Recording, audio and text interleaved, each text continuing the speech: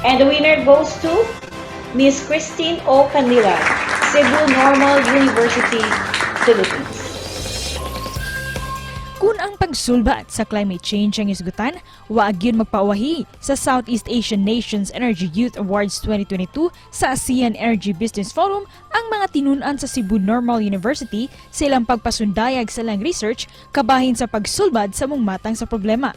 Base sa ilang data o research, ang sobrang paggamit sa kuryente, lakip na ang mga gadgets, mo'y usa sa mga contributing factors nga nakaapekto sa climate change. Busa, ilang sugyot ang pagminus sa paggamit sa kuryente aron nga mamahimong healthy ang planet Earth. Karong buntaga, atong makauban si Dr. Jennifer Paño, kinsa advisor sa mga tinun-an nga nakadaog sa naisgutang kompetisyon ug atong dugangan ang atong kasayuran kabahin silang sugyot sa pagsulbad sa climate change. Dinhi lang sa GMA Regional TV Live. Kapuso atong susihon kining pagtuon sa mga estudyante sa kolehiyo din sa Sugbo nga nakadawat og pasidungog karong bag-o og atong makauban ang ilang research professor pakisayra nato kung unsa kini ug ano makatabang man sa Kalikupan. Kauban nato Dr. Jennifer Paño. Mayong buntag, maupay na aga Dr. Paño. Welcome sa GMA Regional TV Live. Yes, maayong buntag, maupay nga aga sa tanan na naminaw karon, and Sir Dico and to all your staff, maayong buntag. Thank you so much for joining us this morning, Dr. Paño. Ma'am, first up, of course, congratulations sa inyong eskwelahan sa CNU. Sa inyong mga estudyante nga nakadaog mo sa 3rd Association of Southeast Asian Nations Energy Youth Awards 2022 sa ASEAN Energy Business Forum. Kumusta man, ma'am? Nag-expect ba mo o sa mga estudyante nato nga makuha ning maong pasidungog? Well, actually, no, so salamat sa inyong greetings, and technically we are not expecting this one. The term, our semester has finished already, and then here comes the announcement from the ASEAN Energy Youth Award, and we just grabbed the opportunity. Since they're done with their research, might as well, no, I push them to join the contest.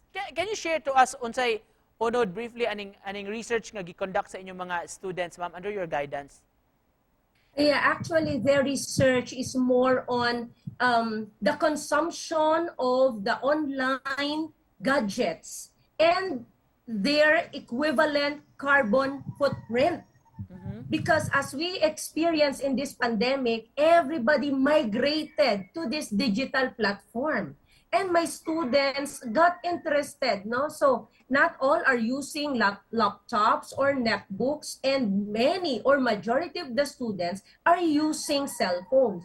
So they got interested. So why not measure how much carbon dioxide was emitted along those 2 years of using that mobile device in an online modality of learning. So that's their intention mo na ilang tumong. Okay? And then eventually, they were able to identify that there were 84.7 million mobile users, no, in the country alone. Dr. Jen, can you tell us more about kining ASEAN Energy Business Forum?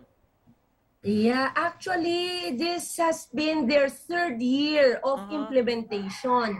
And mostly of the countries who join are ASEAN countries. And even the students are not expecting to win because we do not know what their entries are. Kato nga specific project or research ng mga students, ma'am, pila ka buwan to nila nga gipangandaman ilang gi-prepare? In Cebu Normal, we always have the full-blown research good for 1 semester.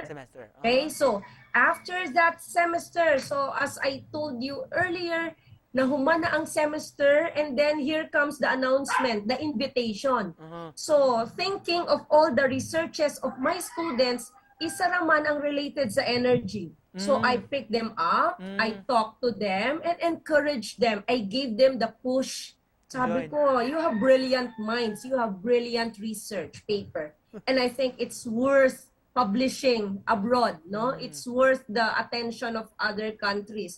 Para na po ma-recognize na to, Dr. Jen, doon na ba kayo, mapahibaw ba ni mo kisa mga students nga part atong research? We have Christine Panilag, that's their leader.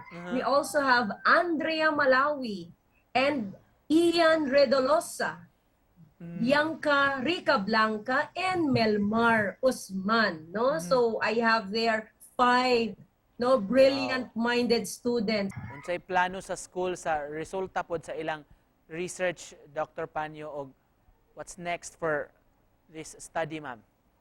Yes, that's a very good question. Technically now, we are working on publishing it internationally on a research journal. So, hindi lang siya pang contest. Ganahan kami na ma-involve siya sa research journal publication. And just to close this, Dr. Paño, message nimo sa mga nagtan-aw na ato rong buntaga. Yeah, so salamat sa tanan, no, and even to GMA and Sir Nico for recognizing this initiative. What we care for will take care of us. We have to take care of the earth by lessening our consumption of energy, by lessening our use of the gadget, no? So maybe with this, the earth can have lower energy consumption, lower carbon dioxide emission. Thank you so much for joining us this morning, ma'am. Og congratulations nimo og sa atong mga estudyante diya sa CNU. Mga kapuso, Dr. Jennifer Paño, daghang salamat, ma'am. Okay, thank you so much.